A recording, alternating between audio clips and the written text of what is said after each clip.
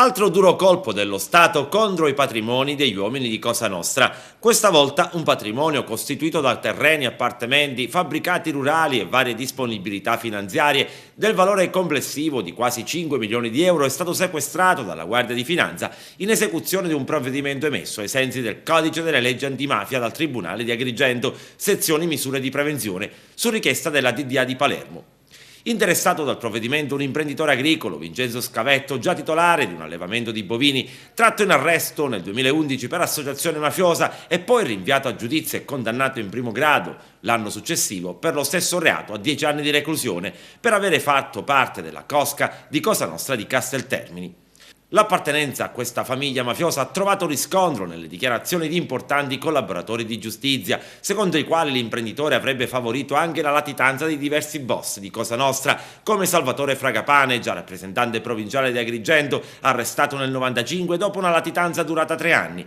e ancora di Giuseppe Cammarata di Riesi e Raimondo Lamattina di Cambofranco. Dopo l'arresto del Fragapane, l'imprenditore avrebbe consolidato la propria posizione in seno a Cosa Nostra, diventando per il territorio di Casteltermini uno dei punti di riferimento dell'organizzazione criminale, per conto della quale avrebbe anche mediato nella stagione del pizzo imposta ad un'impresa edile di Favara impegnata nelle opere di ammodernamento della strada provinciale 20 Casteltermini-San Biagio Platani. Sulla base di queste risultanze e le disponibilità patrimoniali e finanziarie tracciate dalle Fiamme Gialle, acquisite nel periodo in cui l'imprenditore partecipava alle attività illecite della cosca, risultate sproporzionate rispetto ai suoi redditi dichiarati ed ufficiali, sono state ritenute di origine illecita e pertanto il Tribunale di Agrigento ne ha disposto il sequestro ai sensi, come detto, del Codice delle leggi antimafia. Tra i beni in sequestro appartamenti, numerosi terreni agricoli e fabbricati rurali che si trovano proprio a Casteltermini, oltre alla disponibilità finanziaria, conti correnti e deposito di risparmio del valore complessivo di 4,3 milioni di euro.